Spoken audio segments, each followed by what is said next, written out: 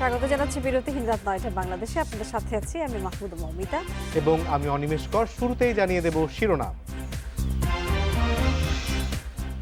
করোনায় আরও 226 জনের মৃত্যু, 11 দিন পর সর্বনিম্ন শনাক্তের হার 27.23।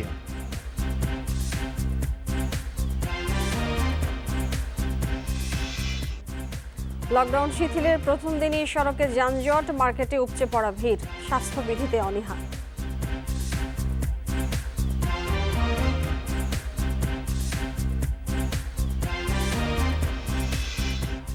এসএসসি নভেম্বরে, এইচএসসি ডিসেম্বরে নেওয়ার উদ্যোগ। গ্রুপ ভিত্তিক 3 বিষয়ে হবে পরীক্ষা।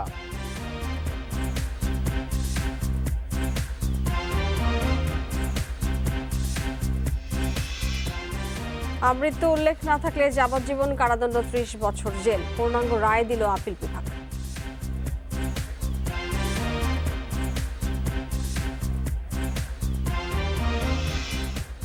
প্রধানমন্ত্রীর উপদেষ্টা পরিচয় অর্থ লোপাট, সাবেক ডেপুটি অ্যাটর্নি জেনারেলের স্বামী গ্রেপ্তার।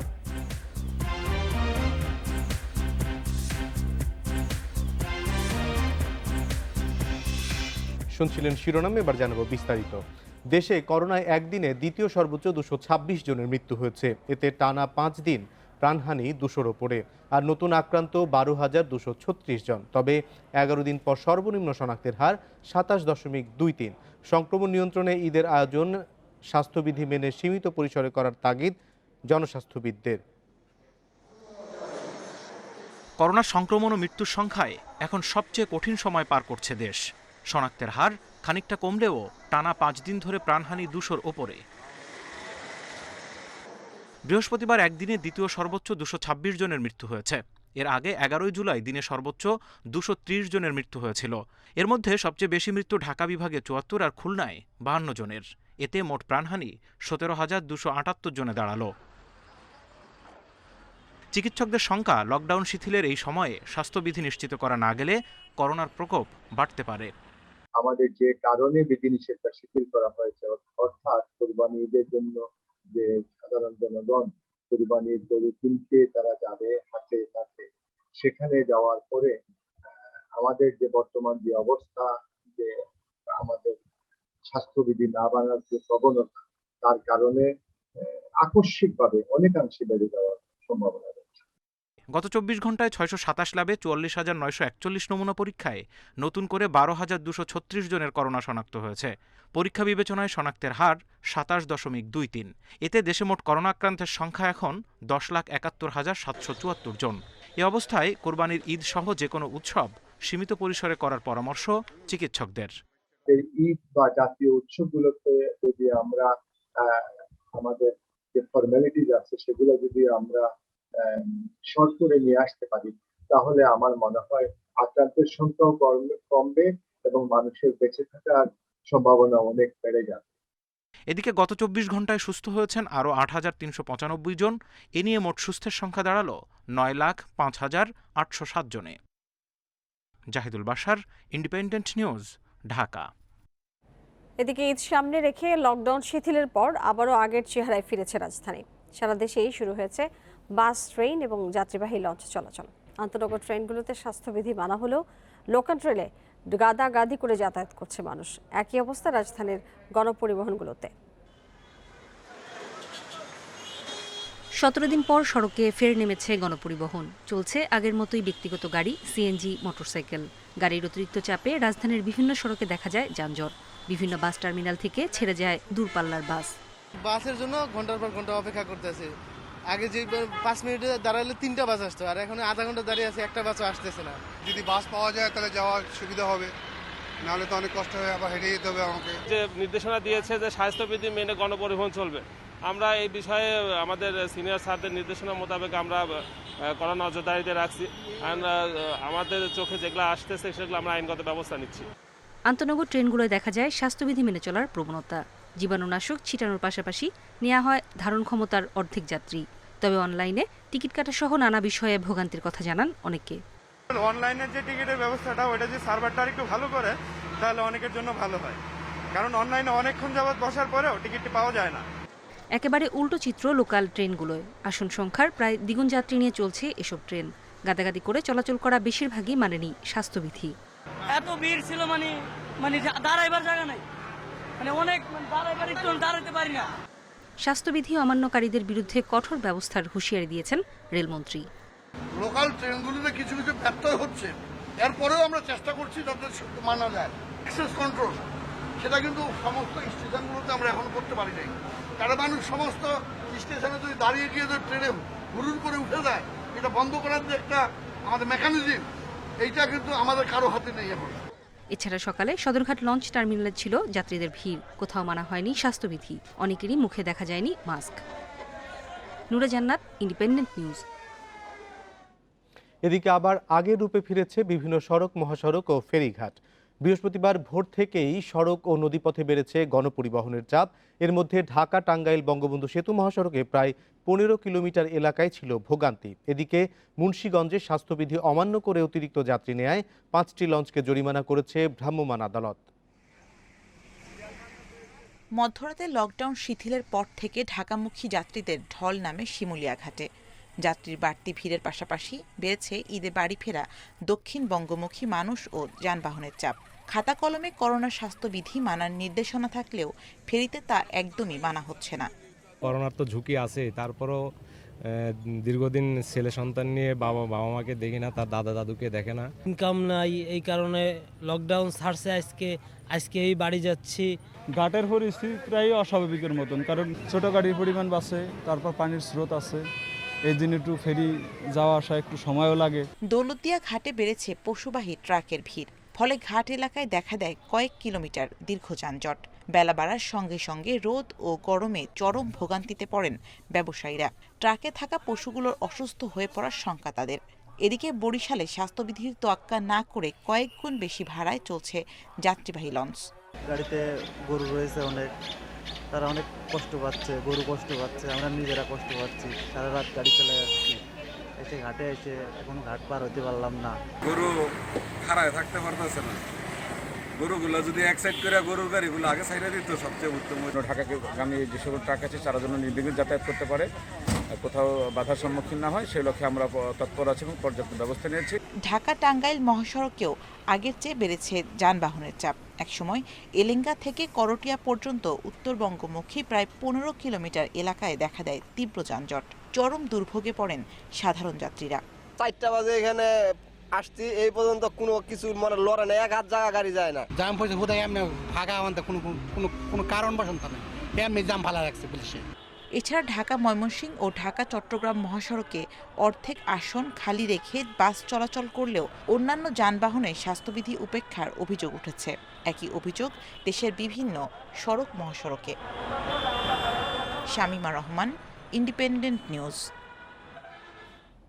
টানা 14 দিন পর দোকান, শপিং মল খোলায় সকাল থেকেই দেখা গেছে ক্রেতাদের ভিড়। কেউ আসেন দৈনন্দিন কেনাকাটায়, আবার অনেকেই আসেন ঈদ বাজার করতে।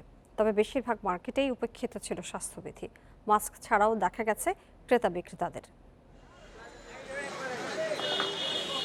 কঠোর বিধিনিষেধ শিথিলের প্রথম দিন বৃহস্পতিবার সকাল 10টায় নিউ মার্কেট এলাকার চিত্র এটি।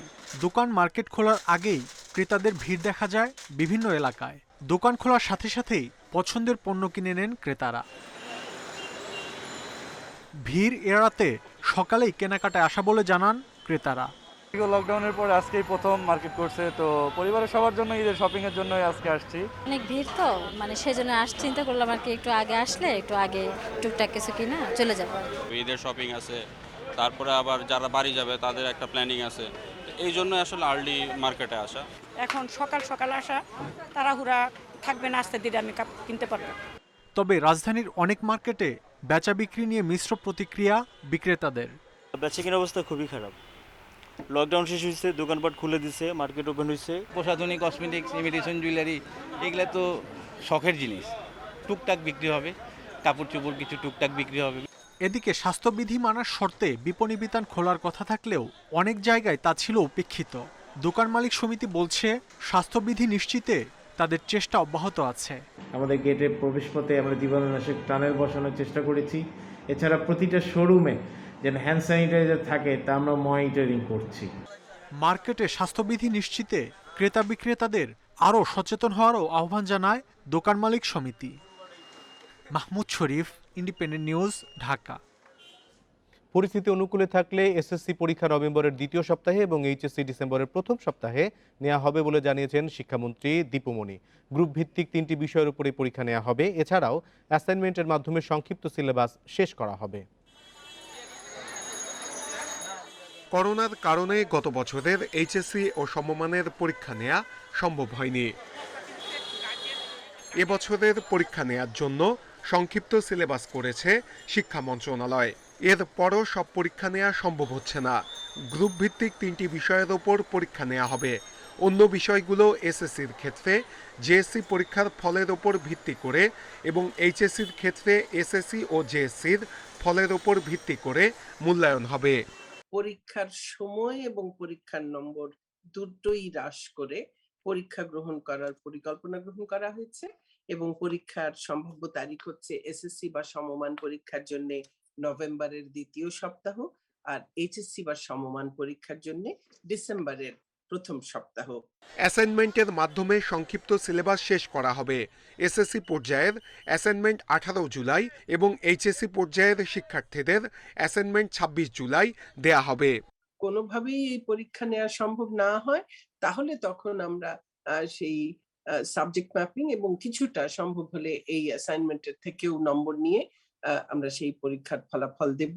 শিক্ষকরা বলছেন, পরিস্থিতি স্বাভাবিক হলে ইংরেজি এবং গণিতের মতো বিষয়গুলো পরীক্ষার আওতায় আনলে ভালো হয়।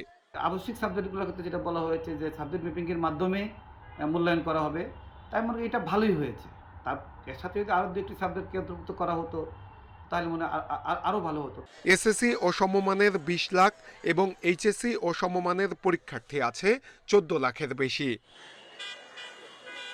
নূরে আলম, ইন্ডিপেন্ডেন্ট নিউজ, ঢাকা।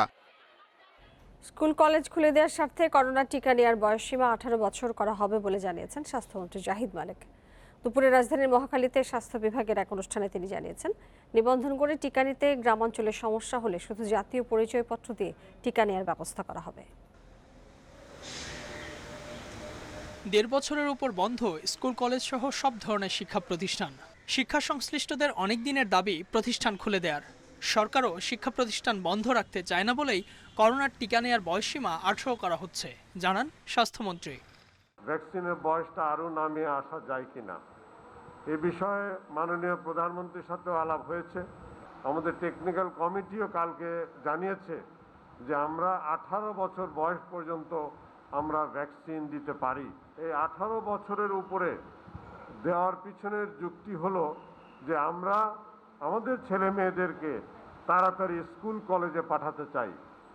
স্বাস্থ্যমন্ত্রী বলেন, গ্রামাঞ্চলে করোনার প্রকোপ বেশি, তাই নিবন্ধন করতে সমস্যা হলে জাতীয় পরিচয়পত্র দিয়ে টিকা নেওয়ার ব্যবস্থা করা হচ্ছে। এছাড়া এখন পর্যন্ত 45 লাখ টিকা হাতে আসলেও আগামী 1 মাসের মধ্যে 1.5 কোটি টিকা আসবে বলেও জানান স্বাস্থ্যমন্ত্রী। গ্রাম দেশে যদি ভ্যাকসিন নিতে সমস্যা হয়, রেজিস্ট্রেশনের সমস্যা হয়, আমরা তার অল্টারনেটিভ চিন্তা করেও রেখেছি যে আমরা যদি কিনা গ্রামের লোকরা ভ্যাকসিন নিতে কষ্ট হয়, তারা নিবন্ধন করতে কষ্ট হয়, তাহলে আমরা তাদের জাতীয় পরিচয়পত্র দিয়েও আমরা ভ্যাকসিন দেওয়ার চেষ্টা করব। তিনি বলেন, সারা দেশে সরকারি হাসপাতালে 15,000 বেডের মধ্যে 75 ভাগে রোগী ভর্তি রয়েছে। করোনা সংক্রমণ না কমলে হাসপাতালে আর জায়গা হবে না। মন্ত্রীর আশঙ্কা, ঈদের সময় বিধিনিষেধ শিথিল হওয়ায় সংক্রমণের হার বাড়তে পারে।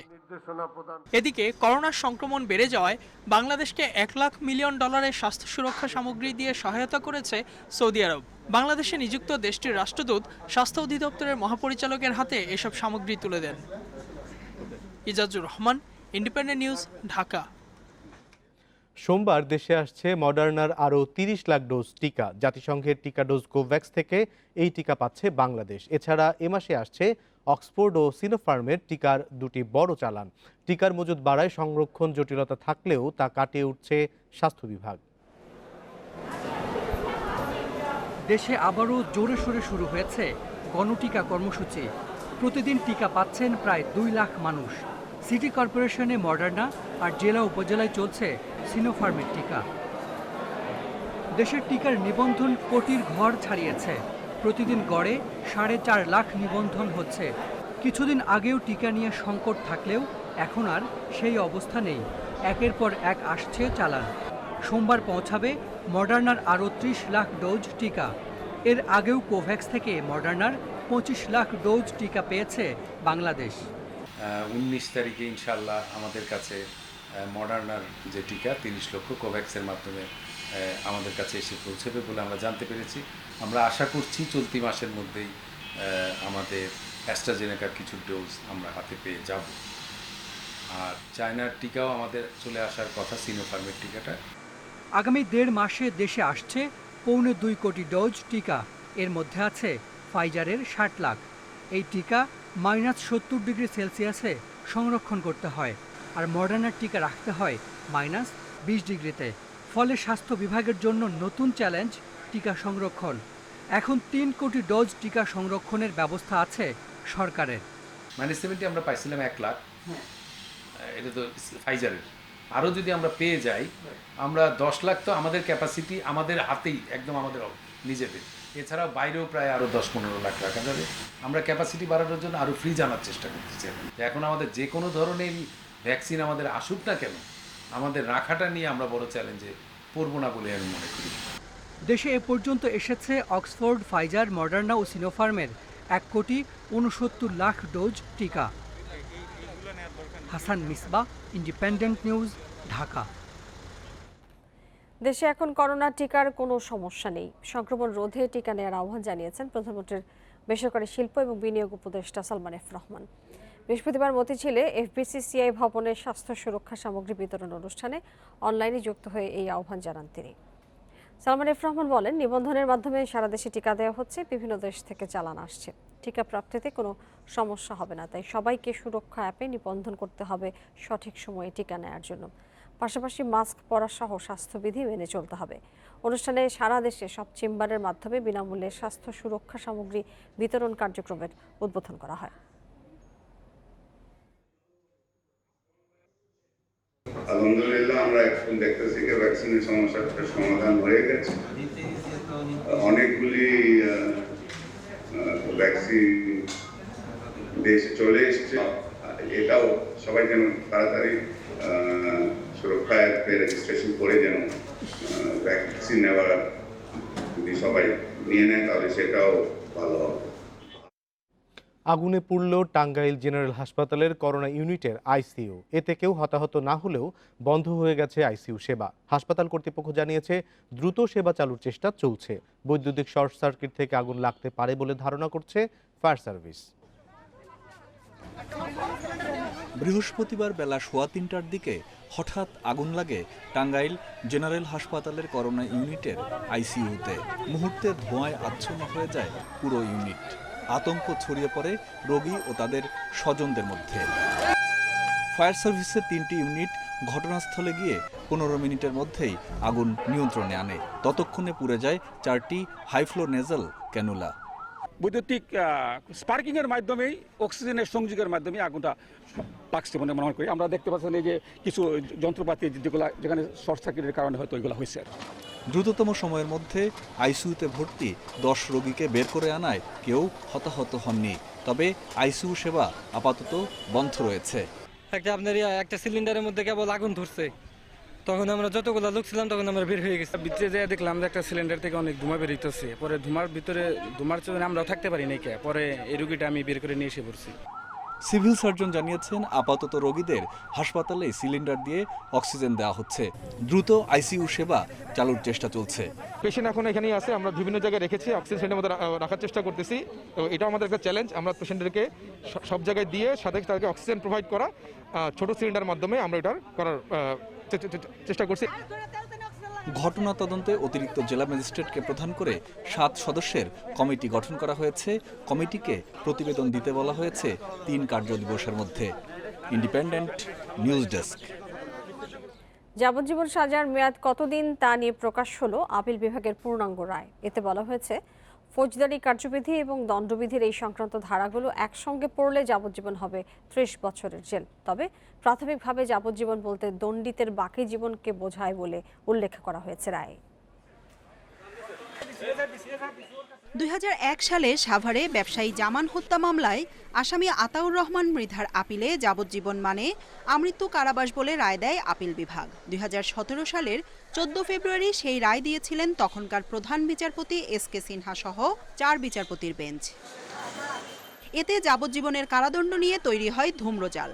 রায়ের বিরুদ্ধে রিভিউ আবেদন করেন আসামি। গত বছরের 1 ডিসেম্বর যাবজ্জীবনের মেয়াদ সংক্রান্ত রিভিউর রায় দেয় আপিল বিভাগ। বৃহস্পতিবার প্রধান বিচারপতি সৈয়দ মাহমুদ হোসেন সহ 7 বিচারপতির পূর্ণাঙ্গ বেঞ্চের দেয়া পূর্ণাঙ্গ রায় সুপ্রিম কোর্টের ওয়েবসাইটে প্রকাশিত হয়। সংখ্যাগরিষ্ঠ মতের ভিত্তিতেই তা দেয়া হয়েছে। রায়ের পর্যবেক্ষণ ও নির্দেশনায় বলা হয়েছে, প্রাথমিকভাবে যাবজ্জীবন বলতে দণ্ডিতের বাকি জীবনকে বোঝায়। তবে দণ্ডবিধির 45-53 ধারার সঙ্গে 55 ও 57 ধারা এবং ফৌজদারি কার্যবিধির 35-এর একসঙ্গে মিলিয়ে পড়লে যাবজ্জীবন দণ্ড হবে 30 বছর। এছাড়া কোনো কোর্ট, ট্রাইব্যুনাল ও আন্তর্জাতিক অপরাধ ট্রাইব্যুনাল যদি আসামিকে আমৃত্যু কারাদণ্ড দেয়, সেক্ষেত্রে আসামি ফৌজদারি কার্যবিধির 35-এর এর রেয়াত সুবিধা পাবেন না। জান্নাতুল ফেরদাউস তানভি, ইন্ডিপেন্ডেন্ট নিউজ, ঢাকা। বোরহানুদ্দিন ইমরান গ্রেপ্তার হয়েছে প্রতারণার দায়ে। পরিচয় দেন প্রধানমন্ত্রীর উপদেষ্টা, বাংলাদেশ ব্যাংকের উপদেষ্টা বলে। নানা কৌশলে প্রলোভন দেখান মেডিকেলে ভর্তি, ব্যাংক বিমাসহ বিভিন্ন প্রতিষ্ঠানে চাকরি দেয়ার। সিআইডি বলছে তার স্ত্রী সাবেক ডেপুটি অ্যাটর্নি জেনারেলও সম্পৃক্ততা রয়েছে কিনা তা খতিয়ে দেখা হচ্ছে। ধানমন্ডির যুবক মিঠু কাজ করতেন ইন্স্যুরেন্স প্রতিষ্ঠানে। নিজেকে প্রধানমন্ত্রীর উপদেষ্টা পরিচয় দিয়ে বড় ইন্স্যুরেন্স করার প্রলোভন দেখান বোরহানুদ্দিন ইমরান। ব্যাংকে চাকরির প্রলোভন দেখিয়ে হাতিয়ে নেন 5 লাখ টাকার বেশি। আমাকে চাকরি দেওয়ার প্রলোভন দেখে আমার থেকে 5,33,000 টাকা নিছে নগদ এবং ব্যাংকের মাধ্যমে। তারপর আমাকে চাকরি দিতে পারে নাই। এখন আমার সাথে যোগাযোগ করতেছে না, আমাকে আমি ফোন দিলে ফোন রিসিভ করতেছে না। এমন একাধিক অভিযোগের পর তদন্তে নামে সিআইডি। ধানমন্ডি থেকে গ্রেপ্তার হন অভিযুক্ত ইমরান। ইমরানের স্ত্রী একজন বড় আইনজীবী, অথচ তার স্ত্রী প্রতারণার বিষয়ে কিছুই জানেন না বলে দাবি করেন। হ্যাঁ, আমার যেখান থেকে যা পান আমার কাছে যথেষ্ট শুনবেন, আমি আসলে কিছু জানি না। এখন আপনারা যেমন অভিযোগ পাওয়া গেছে, ইমরান নিজেকে প্রধানমন্ত্রী ও বাংলাদেশ ব্যাংকের উপদেষ্টা, সাবেক সচিব ও পিএসসি মেম্বার, বিশ্ববিদ্যালয়ের শিক্ষক সহ নানা পরিচয় দিতেন। আস্থা অর্জনে ভাড়া গাড়িতে লাগাতেন সেসব প্রতিষ্ঠানের লোগো। কারারক্ষীতে চাকরি করে দিবে বলে একজনের কাছ থেকে কয়েক লক্ষ টাকা নিয়েছে এবং একজনকে ঢাকা ব্যাংকে চাকরি দিবে বলে একজনের কাছ থেকে 5.5 লাখ টাকার মতো নিয়েছে। একজনকে মার্কেন্টাইল ব্যাংকে চাকরি দিবে বলে তার কাছ থেকে 6.5 লাখ টাকা নিয়েছে। এবং আমাদের কাছে অন্য একটা অভিযোগ আছে, এখন আমরা এটা করতে পারিনি, যে অন্য একজন ছাত্র নেতার কাছ থেকে বিপুল প্রায় অর্ধ কোটি টাকা সে নিয়েছে নানা কৌশলে। ইমরানের বিরুদ্ধে কয়েক কোটি টাকা আত্মসাতের অভিযোগ পাওয়া গেছে। তার স্ত্রী এর সঙ্গে জড়িত কিনা খতিয়ে দেখছে সিআইডি। অন্য কারো কোনো সংশ্লিষ্টতা থাকার সুযোগ আছে। Masudur Rahman, independent news, Dhaka. নারায়ণগঞ্জের রূপগঞ্জে আগুনে পোড়া সেজান জুস কারখানায় শিশু শ্রমিকরা কাজ করত কিনা খতিয়ে দেখা হচ্ছে বলে জানিয়েছেন র্যাবের মহাপরিচালক চৌধুরী আব্দুল্লাল মামুন। বিকেলে দুর্ঘটনায় ক্ষতিগ্রস্ত 500-র বেশি শ্রমিক পরিবারের মধ্যে মানবিক সহায়তার ঈদ উপহার অনুষ্ঠানে তিনি বলেছেন, এ নিয়ে 3টি তদন্ত দল কাজ করছে। ভুলতা স্কুল অ্যান্ড কলেজ মাঠে ওই অনুষ্ঠানে তিনি আরও বলেন, শ্রম অধিদপ্তরকে সঙ্গে নিয়ে অন্য শিল্প প্রতিষ্ঠানেও শিশু শ্রম বন্ধে কাজ করবে র্যাব। এছাড়া মাদক এবং জঙ্গিবাদ প্রতিরোধে র্যাবের গুরুত্বপূর্ণ ভূমিকা রাখছে বলেও জানান র্যাবের মহাপরিচালক। গত 8 জুলাই সন্ধ্যায় রূপগঞ্জে ওই কারখানায় আগুনের ঘটনা ঘটে। ভয়াবহ ওই আগুনে নিহত হন 52 জন। শিশুরা যে এখানে কাজ করেছে এবং বিভিন্ন জায়গায় কাজ করছে, এই সকল বিষয়গুলো কিন্তু র্যাপিড অ্যাকশন ব্যাটালিয়ন সহ আমরা সবাই এটা খতিয়ে দেখছি। এই বিষয় নিয়ে 3টা তদন্ত কমিটি গঠন করা হয়েছে। এই তদন্ত কমিটির রিপোর্টের ভিত্তিতে আমরা আশা করি একটা ভালো ধরনের একটা ব্যবস্থা হবে বলে আমরা আশা করি। কলকারখানার দুর্ঘটনা রোধে উচ্চ পর্যায়ের কমিটি গঠন করেছে সরকার। 24 সদস্যের কমিটিতে সভাপতি করা হয়েছে প্রধানমন্ত্রীর বেসরকারি শিল্প বিনিয়োগ উপদেষ্টা সালমান এফ রহমানকে। বাংলাদেশ বিনিয়োগ উন্নয়ন কর্তৃপক্ষ বিডার নেতৃত্বে এফবিসিসিআই, বিজিএমইএ সহ সংশ্লিষ্ট সরকারি বেসরকারি কর্তৃপক্ষের সমন্বয়ে অবিলম্বে সব শিল্প কারখানা সরেজমিন পরিদর্শন করবে এই কমিটি। 8 জুলাই নারায়ণগঞ্জের রূপগঞ্জে হাশেম ফুডস কারখানায় ভয়াবহ অগ্নিকাণ্ডে 52 জনের প্রাণহানির ঘটনা ঘটে, আহত হন অর্ধশতাধিক। এই ঘটনার পর কারখানাটির কর্মপরিবেশের ত্রুটি ছিল বলে উঠে এসেছে। এতে অন্যান্য কারখানার কর্মপরিবেশের বিষয়টিও আলোচনায় আসে। মূলত সেই প্রেক্ষাপটেই এই কমিটি করল সরকার।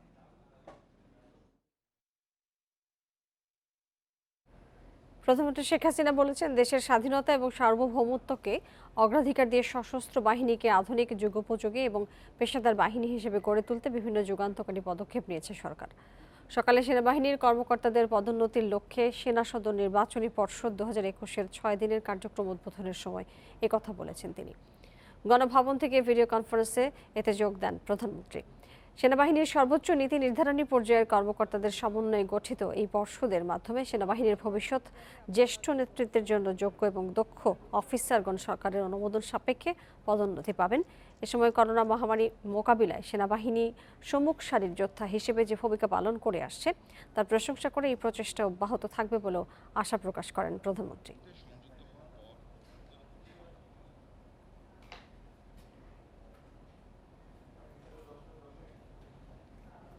রাত 9টায় বাংলাদেশের এই পর্যায়ে খেলার খবর আর জানিয়ে দিচ্ছি শিরোনামগুলো। মুশফিক মুস্তাফিজকে ছাড়াই কাল শুরু টাইগারদের ওয়ানডে মিশন। সিরিজে পূর্ণ 30 পয়েন্টে চোখ তামিমের।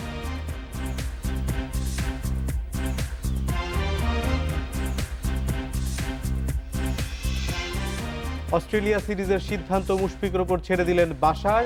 সোহান শরীফুলদের সুযোগ কাজে লাগানোর তাগিদ।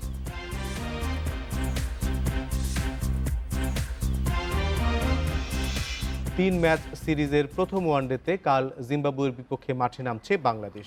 ওয়ানডে সুপার লিগের জন্য 3টি ম্যাচই গুরুত্বপূর্ণ, তাই পূর্ণ 30 পয়েন্ট অর্জনের লক্ষ্য তামিম ইকবালের। মুশফিকের শূন্যতায় সেরা একাদশ নির্বাচনের চ্যালেঞ্জ অধিনায়কের। গোড়ালির চোটে অনিশ্চিত মুস্তাফিজ। হারারেতে ম্যাচ শুরু বাংলাদেশ সময় দুপুর 1:30টায়। জিম্বাবুয়ের কন্ডিশন প্রতিপক্ষ দুটাই হাতের তালুর মতো চেনা বাংলাদেশের। তারপরও খুব একটা নির্ভর কি থাকতে পারছেন তামিম? পারিবারিক কারণে মুশফিক দল ছেড়েছেন, নিজে ভুগছেন হাঁটুর চোটে। প্রস্তুতি ম্যাচে গোড়ালিতে চোট পেয়েছেন মুস্তাফিজ। উভয় সংকটে বাংলাদেশ অধিনায়ক পাচ্ছে না পূর্ণ শক্তির দল, তাতে ব্যাকফুটে যাওয়ার সুযোগ নেই। প্রথম ম্যাচ থেকেই জয়ের আত্মবিশ্বাস অধিনায়কের কণ্ঠে। মুশফিকের সিচুয়েশন বা মুস্তাফিজের সিচুয়েশন যেটা, এটা আপনাকে রেসপেক্ট করতে হবে, বিকজ এটা আমাদের কন্ট্রোলের মধ্যে থাকে না। সঠিক কম্বিনেশন খুঁজে নেওয়ার চ্যালেঞ্জ টিম ম্যানেজমেন্টের। লিটনকে জায়গা দিতে ভাবতে হচ্ছে অনেক কিছু। সাম্প্রতিক পারফরমেন্সে সোয়ানকে একাদশে রাখা না হলে প্রশ্নের মুখে পড়বে থিঙ্ক ট্যাঙ্ক। এর মধ্যে ছন্দ পাওয়ার কঠিন লড়াই সাকিবের। পরিকল্পনায় রাখতে হচ্ছে ওয়ানডে সুপার লিগ। ওর 11 জায়গা হবে কি হবে না, that I can't tell you, but he is a strong contender, that I can tell you. যে লেভেলের প্লেয়ার সাকিব, আমার কাছে মনে হয় যে কোনো ম্যাচে যে কোনো সিচুয়েশনে সে ঘুরে দাঁড়াতে পারে। যাদের বিপক্ষে ম্যাচ সেই জিম্বাবুয়ে দলটা সম্পর্কে কোনো তথ্য নেই বাংলাদেশের। পরিবারে করোনা রোগীর সংস্পর্শে আসায় আইসোলেশনে থেকে টেস্ট মিস করেছিলেন উইলিয়ামস ও আরভিন। তারা ওয়ানডে দলে ফিরছেন কিনা জানা নেই তামিমের। আমরা যে হোটেলে আছি ওই হোটেলে 10 দিন তাদের কোয়ারেন্টাইন করতে হবে, বাট আমি তো এখন পর্যন্ত তাদেরকে দেখিনি এখানে। সো এটা আসলে জিম ক্রিকেট আর আমাদের তরফ থেকে কোভিড প্রোটোকল যে মেইনটেইন করে তারা ভালো বলতে পারে। জিম্বাবুয়ের বিপক্ষে 16 ম্যাচ জয়ের ধারাবাহিকতা থাকলেও 2009 সালের পর ওদের মাটিতে সিরিজ জিততে পারেনি বাংলাদেশ। সেই শৃঙ্খল ভাঙার সুবর্ণ সুযোগ এবার তামিম সাকিবদের। Saiful Majumder, Independent News. সাদা পোশাকের রঙিন পারফরমেন্সের পর ওয়ানডেতে জিম্বাবুয়ের বিপক্ষে ছন্দ ধরে রাখার চ্যালেঞ্জ বাংলাদেশের। মুশফিকের শূন্যতায় মিডল অর্ডারে চাপ বাড়লেও ভারসাম্যপূর্ণ দল গড়ে সাফল্য পেতে চায় টিম টাইগার্স। চোট অস্বস্তি নিয়ে প্রথম ওয়ানডেতে অনিশ্চিত মুস্তাফিজ। 3 পেসার এবং 2 স্পিনার নিয়ে বাজিমাতের লক্ষ্য অতিথিদের। পছন্দের ফরম্যাট ওয়ানডেতে জিম্বাবুয়ের বিপক্ষে শতভাগ সাফল্য ধরে রাখার চ্যালেঞ্জ বাংলাদেশের। প্রথম জয় হতে পারে 3 ম্যাচ সিরিজের আত্মবিশ্বাসের রসদ। ভারসাম্যপূর্ণ দল গড়েই ছন্দ ধরে রাখার লক্ষ্য টিম টাইগার্সের। ওপেনিংয়ে তামিমের পার্টনার বদল হচ্ছে নিয়মিত। ওয়ানডে অধিনায়কের সঙ্গী হতে চলছে লিটন নাইমের লড়াই। ছন্দহীন লিটনকে এগিয়ে রাখতে পারে লাল বলের পারফরম্যান্স। অন্যদিকে নাইম শেখকে পরীক্ষার পরিকল্পনা ম্যানেজমেন্টের। গুরুত্বপূর্ণ ৩ নম্বর পজিশনে থাকবেন টাইগার অলরাউন্ডার সাকিব। উইকেটের আচরণ বুঝে প্রস্তুতি ম্যাচে মন্থর ব্যাটিং আত্মবিশ্বাস ফেরাতে পারে সাকিবকে। মুশফিকের অনুপস্থিতিতে ব্যাটিং অর্ডারে 4-এ দেখা যেতে পারে মাহমুদুল্লাহকে। ম্যাজিক 5-এর মিউজিক্যাল চেয়ারে সৈকতের লড়াইটা হবে মিঠুনের সাথে। প্রস্তুতি ম্যাচে ১২০ স্ট্রাইক রেটে ৩৬ করা মোসাদ্দেকের পাল্লাই ভারী। মিডল অর্ডারে কিপার ব্যাটসম্যান সোহানের জায়গা অনেকটাই নিশ্চিত বলা যায়, সাথে ফিনিশারের ভূমিকায় থাকতে পারেন আফিফ। বোলিংয়ে ধাক্কা মুস্তাফিজকে নিয়ে ডান পায়ের গোড়ালিতে চোট পেয়েছেন। প্রথম ওয়ানডেতে কাটার মাস্টারকে পাওয়ার সম্ভাবনা ক্ষীণ। স্পিনের দায়িত্বে সাকিবকে সঙ্গ দেবেন পরীক্ষিত মিরাজ, আর পেস ডিপার্টমেন্ট সামলাবেন সাইফুদ্দিন, তাসকিন ও শরীফুল। ওয়ানডে সুপার লিগ বাড়িয়ে দিয়েছে সিরিজের গুরুত্ব। পূর্ণ ৩০ পয়েন্ট অর্জনে সমৃদ্ধ হবে টেবিলের দ্বিতীয় স্থান। সুযোগ হাতছাড়া হলে টিকে থাকার লড়াইয়ে পিছিয়ে যেতে পারে team Tigers. Muhammad Nazim, independent news. Australia সিরিজে মুশফিককে দলে পাবার ব্যাপারে আশাবাদী হাবিবুল বাশার। সুরক্ষা বলয় সংক্রান্ত জটিলতা সামলে দলে ফেরার বিষয়টা মুশির ওপরে ছেড়ে দিয়েছেন এই নির্বাচক। মুশফিক মুস্তাফিজদের অনুপস্থিতিতে সোহান, শরীফুলদের সুযোগ কাজে লাগানোর তাগিদ দিয়েছেন সাবেক এই অধিনায়ক। হারারে টেস্টে অনায়াসে জয় সত্ত্বেও এড়ানো যাচ্ছে না অস্বস্তি। মাহমুদুল্লাহ রিয়াদের অভিজ্ঞতায় প্রতিরোধ না এলে হয়তো ভিন্ন হতো পরিস্থিতি। ওয়ানডে সিরিজ শুরুর আগে তাই আরেকবার এসেছে আত্ম উপলব্ধির মুহূর্ত। দায়িত্ব নিতে কতটা প্রস্তুত বাংলাদেশের তারুণ্য? পারিবারিক কারণে থাকছেন না মিডল অর্ডার মেইনস্টে মুশফিক। চোটে অস্বস্তি তামিমের, একেবারে ছিটকে গেছেন মুস্তাফিজুর রহমান।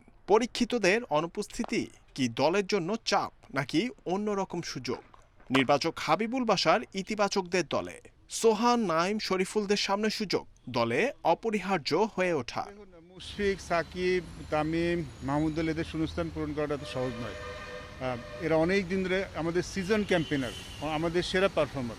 তো ওদেরকে শূন্যস্থান পূরণ করতে হলে আপনাকে কিন্তু অনেক সময় দিতে হবে এবং আপনাকে একটু ভাগ্যবানও হতে হবে, কারণ এই ধরনের খেলা তো সবসময় আসে না। কিন্তু তারপরেও আপনার দলে যারা আছেন তাদের উপর আপনাকে বিশ্বাস রাখতেই হবে এবং আমাদের বিশ্বাস আছে দলে যারা আছেন তারা ভালো, ডেফিনেটলি তারা যথেষ্ট ভালো বলেই দলে আছেন তারা। মিশন জিম্বাবুয়ে অর্ধ সমাপ্ত রেখে মুশফিক দেশে ফেরায় অনিশ্চয়তা তার অস্ট্রেলিয়া সিরিজে অংশগ্রহণ নিয়ে।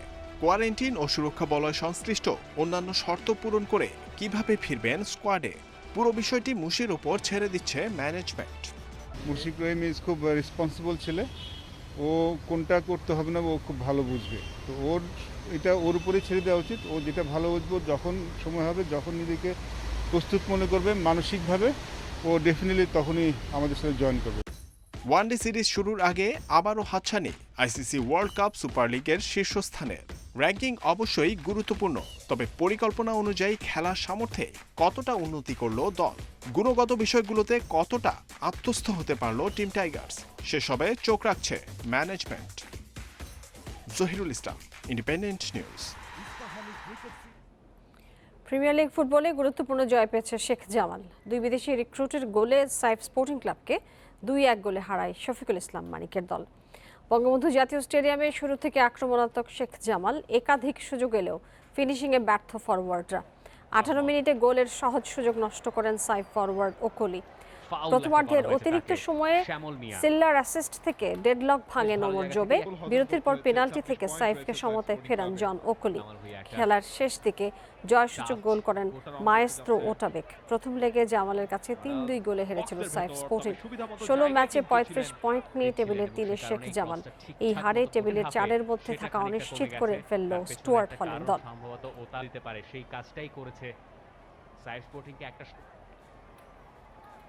আর জানিয়ে দিচ্ছি শিরোনামগুলো। মুশফিক মুস্তাফিজকে ছাড়াই কাল শুরু টাইগারদের ওয়ানডে মিশন। সিরিজে পূর্ণ 30 পয়েন্টে চোখ তামিমের।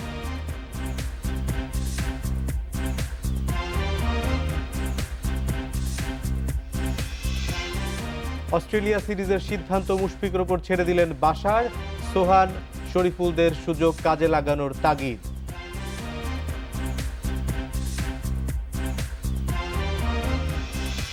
আর এই ছিল খেলার খবরের অংশ। এবার ভিন্ন প্রসঙ্গ।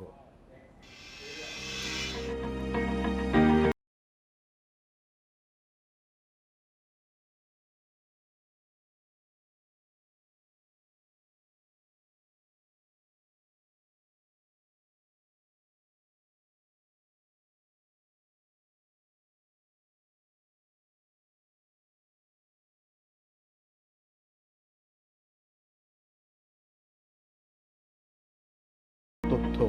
ইউনান প্রদেশে এর ব্যবহারও শুরু হয়েছে।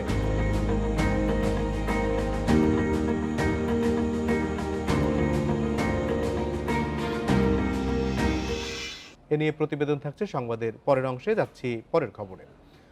বৈশ্বিক করোনা মহামারী ও ব্যবসার পরিস্থিতি বিবেচনায় কঠোর লকডাউনে পোশাক কারখানা খোলা রাখার দাবি জানিয়েছে বিজিএমইএ সহ পোশাক শিল্প ব্যবসায়ীদের 5টি সংগঠন। বিকেলে সচিবালয়ে মন্ত্রিপরিষদ সচিব খন্দকার আনোয়ারুল ইসলামের সঙ্গে বৈঠক শেষে কথা জানান ব্যবসায়ী নেতারা। এ সময় প্রধানমন্ত্রীর বরাবরে সংগঠনগুলোর পক্ষ থেকে একটি চিঠি তুলে দেন তারা। আগামী শনিবার মন্ত্রিপরিষদ বিভাগের বৈঠকে বিষয়টি বিবেচনা করা হবে বলে আশা তাদের। তারা বলেন, যদি পোশাক কারখানা লকডাউনে খোলা রাখা না হয় তাহলে ক্রেতারা ক্রয়াদেশ বাতিল করে অন্য দেশের প্রতি ঝুঁকে পড়বে। এতে দেশের পোশাক শিল্প হুমকির মুখে পড়বে। আমাদের শিল্প কারখানা যেন খোলা থাকে, কারণ আমরা জানি যে ইকোনমিতে শিল্প কারখানা যদি খোলা না রাখা যায় তাহলে ইকোনমিতে এটার একটা মারাত্মকভাবে নেতিবাচক এফেক্ট হবে। আমাদের যেন শিপমেন্ট করতে পারি সেই সহযোগিতাটা আমরা চাচ্ছি সেই জন্য। লবণযুক্ত গরুর কাঁচা চামড়ার দাম ঢাকায় প্রতি বর্গফুট 40 থেকে 45 টাকা এবং ঢাকার বাইরে 33 থেকে 37 টাকা নির্ধারণ করেছে বাণিজ্য মন্ত্রণালয়। এছাড়া খাসি এবং বকরির চামড়ার দাম গত বছরের চেয়ে 2 টাকা বাড়ানো হয়েছে। বৃহস্পতিবার বাণিজ্য মন্ত্রণালয়ে আয়োজিত এক বৈঠকে এই দাম নির্ধারণ করে দেওয়া হয়। বছর জুড়ে দেশে সংগ্রহ হওয়া চামড়ার বড় অংশ আসে কোরবানি ঈদের সময়। মানে ভালো হওয়ায় এই সময়ের অপেক্ষায় থাকেন ট্যানারি ও আড়তদাররা। এবার দেশে কোরবানির জন্য প্রস্তুত আছে 1,19,00,000 পশু। বৃহস্পতিবার কাঁচা চামড়ার সুষ্ঠু ব্যবস্থাপনা সহ সংশ্লিষ্ট সার্বিক বিষয় নিয়ে ব্যবসায়ীদের সাথে আলোচনায় বসে বাণিজ্য, শিল্প, মৎস্য ও প্রাণী সম্পদ মন্ত্রণালয় সহ বিভিন্ন সংস্থাগুলো। ব্যবসায়ীদের দাবির মুখে গত বছরের চেয়ে গরুর চামড়ার দাম প্রতি বর্গফুট 5 টাকা বাড়িয়ে ও খাসির চামড়ার দাম 2 টাকা বাড়িয়ে নতুন দাম ঘোষণা করেন বাণিজ্যমন্ত্রী। গতবার যেটা ছিল 35 থেকে 40 ঢাকায়, সেটা আমরা 40 থেকে 45 প্রতিটি যেটা বলেছেন সেইটাই আমরা করছি। দ্বিতীয় যেমন ঢাকার বাইরে ছিল 28 থেকে 32, সেখানেও 5 টাকা বাড়িয়ে আমরা 33-37 করেছি। একইভাবে যেটা ছিল 10 থেকে 12 বকরি, সেটা 12 থেকে 14 করেছি। এটা পরিষ্কার, এটা আমরা সার্কুলার দিয়ে দেব। ঈদের পর 23 জুলাই থেকে শুরু হওয়া লকডাউনে চামড়া পরিবহন ও সংরক্ষণের সাথে জড়িতদের বিধিনিষেধের বাইরে রাখার দাবি জানান ব্যবসায়ীরা। যে কোরবানির চামড়া ট্রান্সপোর্টেশন এবং কোরবানির চামড়া প্রিজার্ভেশনের জন্য যারা জড়িত রয়ে গেছেন এবং প্রসেসের জন্য যারা জড়িত রয়ে গেছেন, তারা যদি ওই সময় যদি এক্সাম্পশন না পায় এবং ওই 15 দিন যদি ঈদের 15 দিন যদি না করতে পায়, তাহলে কিন্তু চামড়া সংরক্ষণ করা এবং ন্যায্য মূল্য দেওয়া কিন্তু কঠিন হয়ে দাঁড়ায়। দেশে 19,99,000 মেট্রিক টন লবণের মজুদ আছে উল্লেখ করে চামড়া সংরক্ষণে লবণের ঘাটতি হবে না বলে দাবি করেন শিল্প সচিব। Shamim Ahmed, independent news, Dhaka. রাজধানীর আফতাবনগরে কোরবানি পশুর হাটে সাড়া ফেলেছে পঙ্খিরাজ, যার দাম 20 লাখ টাকা হাঁকাচ্ছেন গরুর মালিক। তবে হাটে পর্যাপ্ত পশু থাকলেও নেই ক্রেতাদের ভিড়, উপেক্ষিত ইজারার শর্ত ও স্বাস্থ্যবিধি। বিশাল আকারের এই গরুটির নাম পঙ্খিরাজ। হাইব্রিড এই গরুটি পালা হয়েছে টাঙ্গাইলে। রাজধানীর আফতাবনগর পশুর হাটে উঠানো হয়েছে পঙ্খিরাজকে। বিক্রেতা দাম হাঁকাচ্ছেন 20 লাখ টাকা। শুধু পঙ্খিরাজই নয়, এই হাটে উঠেছে আরও অনেক দামি গরু, আবার কম দামেরও রয়েছে। আজ 2 বছর ধরে গরু পালতেছি। আমার গরু 15,000 মাসে খরচ হয়, কিংবা গরু হাটে নিয়ে আসছি, 20 লক্ষ টাকা দাম চাচ্ছি। 17 জুলাই হাট বসার কথা থাকলেও প্রায় সপ্তাহখানেক আগে থেকেই রাজধানীর আফতাবনগর, হাজারীবাগ, মেরাদিয়া সহ অনেক হাটেই দেখা গেছে কোরবানির পশু। হাটে ঢোকা ও বের হওয়ার পথ আলাদা করা হয়নি, বসানো হয়নি জীবাণুনাশক টানেল বা তাপমাত্রা মাপার যন্ত্র। আমি একদম ফিক্সড 12 লাখ চাচ্ছি। তারপরে কাস্টমার আসলে হয়তো সেখানে আমার একটা বিবেক বিবেচনা করা আছে। বর্তমানে আসছে সব দেখি চলে যাচ্ছে, এখনো তো কিনা বেচা লাগি নাই। রাজধানীর মেরাদিয়া হাট ইজারার শর্ত ভঙ্গ করে রাস্তায়ও বসেছে হাট। নির্ধারিত সময়ের আগে হাট বসলেও নেই ক্রেতা। এখনো মনে করেন লোক মোটামুটি আসতেছে, দেখি চলে যাচ্ছে। আশা করছি যে এবার আমরা ভালো দাম পাবো। দাম তেমন কেউ বলছে না, গরু মনে করেন এবছর এমনি গরুর দাম অনেক বেশি। করোনা উচ্চ সংক্রমণের জেলা কুষ্টিয়া, ঝিনাইদহ, সাতক্ষীরা থেকে ব্যবসায়ীরা আসায় বাড়ছে করোনার ঝুঁকি। হাটে যেসব ক্রেতা বিক্রেতারা গেছেন, বেশিরভাগের মুখেই নেই মাস্ক। বন ইবনে কামাল, ইন্ডিপেন্ডেন্ট নিউজ, ঢাকা। ঠাকুরগাঁও সদর উপজেলায় ট্রাকের ধাক্কায় অটোরিকশা 4 যাত্রী নিহত হয়েছেন। এই ঘটনায় আহত হয়েছেন আরও 3 জন। দুপুরে এই দুর্ঘটনা ঘটে। নিহতরা হলেন কচুবাড়ি এলাকার মোস্তফা কামাল এবং চঞ্চল। অন্য দুইজনের পরিচয় পাওয়া যায়নি, স্থানীয়রা জানিয়েছেন। কচুবাড়ি বোর্ড অফিস এলাকায় পঞ্চগড়গামী একটি ট্রাকের ধাক্কায় অটোরিকশার 3 যাত্রী নিহত হন। গুরুতর আহত 4 জনকে সদর হাসপাতালে নেওয়ার পথে মারা যান আরও একজন। আহতদের অবস্থা আশঙ্কাজনক জানিয়েছেন চিকিৎসকরা।